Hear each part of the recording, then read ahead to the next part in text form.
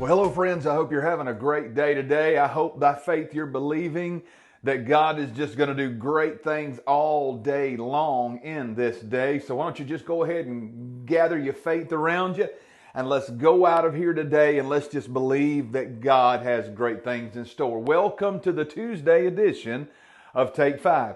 Well, this week we are talking about the message that I preached Sunday. That message was entitled Forgetful and Fruitful.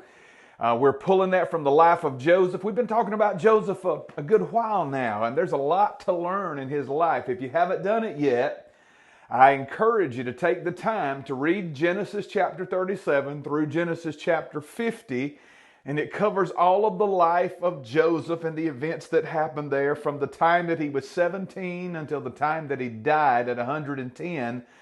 There's a lot of events that happened in the life of this man that's worth learning. It's worth reading. It's worth modeling his life. So I would encourage you to do that. Let me read 3 verses real quick from Genesis 41. It says, "Before the year of the famine came, 2 sons were born to Joseph. He called the name of the firstborn Manasseh, and that means God has made me forget all my hardship and all my father's house. The name of the second he called Ephraim. That means, for God has made me fruitful in the land of my affliction."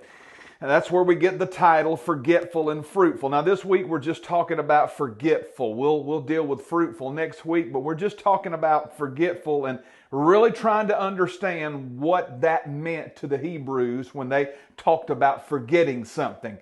We kind of approach the word forgetful haphazardly. It's kind of like something happens incidentally or accidentally. We didn't mean for it to happen, but to really forget something, that means we have to put some diligent effort behind it. It actually means to purposefully put something behind you.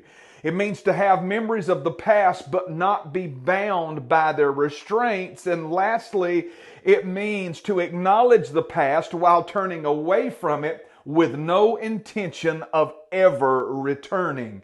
So basically this means is that we decide to put things behind us. That's what Joseph did when he named his first child Manasseh, meaning God has made me forgetful of all my hardship and all the hurt in my father's house. He was basically saying, I've not erased my family from my memory. I've not erased the hurt from my memory. I've not erased the beatings that I took from my brothers and the beatings while I was in slavery and prison. I've not erased that from my memory. The lies that people told, I've not erased that, but I just choose not to allow that to determine my destiny. If you keep looking back, friend, your future will be determined by your past, and that's not what God intends. So we've got to learn to put some things behind us, and that's what we're going to talk about this week. Going to just deal with one of them today, and that's this. We must learn to forget about past failures.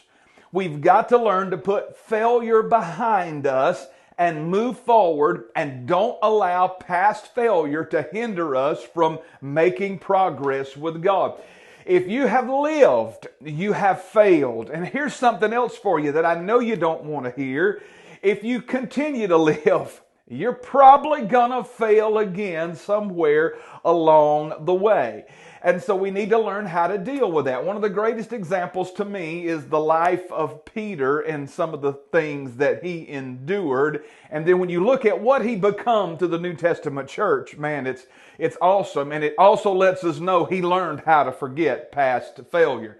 So once they were in a storm on the sea, the disciples were in a storm on the sea, and they were in the boat by themselves, and they were afraid. And Jesus saw them, and he came down off of the mountain, and he come walking on that stormy sea there to them. Well, they saw him, they were afraid, they thought he was a ghost, and they cried out.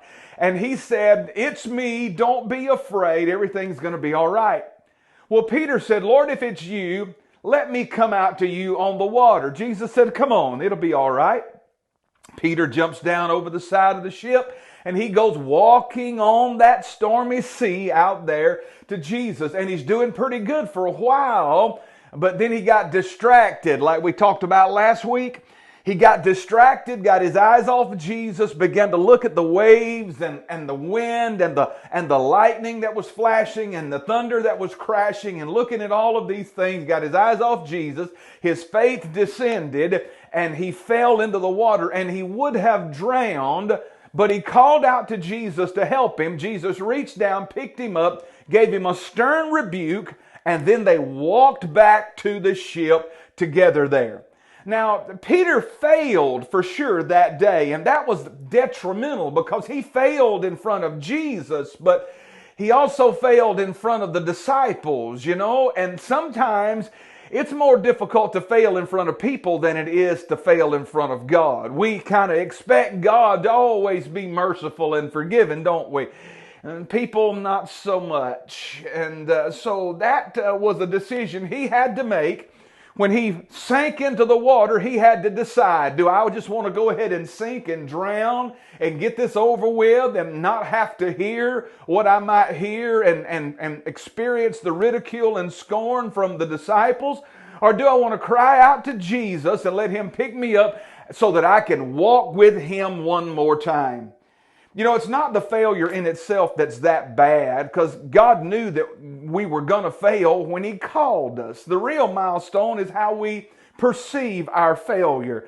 If we're not careful, we'll allow our own fleshly pride to throw so much guilt and condemnation on us that we won't even cry out for help, and we'll just choose to drown and wallow in that. Then we will let God pick us back up and walk again. There's nothing wrong with failure when you're honestly trying to work for God. That's really nothing wrong. At least you're making an effort. I would remind you that Peter was the only one that was willing to get out of the boat and walk to him. The rest of them could have, but Peter was the only one that was willing. So, friend, you be encouraged. If you're making an honest effort trying to do something for God, don't be discouraged when you fail. You cry out, let him pick you up. You forget about your failure, put it behind you, refuse to go there again, and come on and walk with the Lord one more time. Proverbs chapter 24, verse 16 said, righteous people may fall again and again, but they always get up. It's the wicked that are defeated by their trouble. Did you hear that? Righteous people always get up because we've got a reason to get up. And then Micah 7 and 8, he said, I have fallen, but enemy, don't laugh at me. I will get up again. I sit in darkness now, but the Lord will be light for me. I may have fallen, but I will get up again, and I will put my failure behind me, and I will move forward with God. Now, you remember something about Peter. He was just as big of a traitor as Judas was. Peter denied him. Judas denied him and sold him.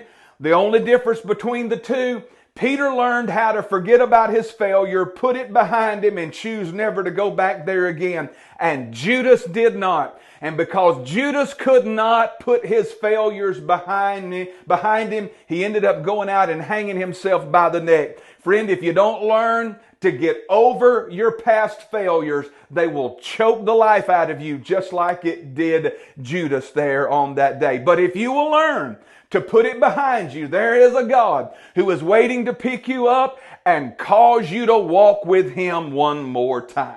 Well, hey, I got to get out of here today. It's been great being with you. I look forward to being with you tomorrow on Wednesday's edition of Take 5. Until then, God bless you. Have a great day. Friend, no matter how many times you fall down, get back up and keep walking. Jesus is waiting for you to call out to him, and he's ready to pick you up.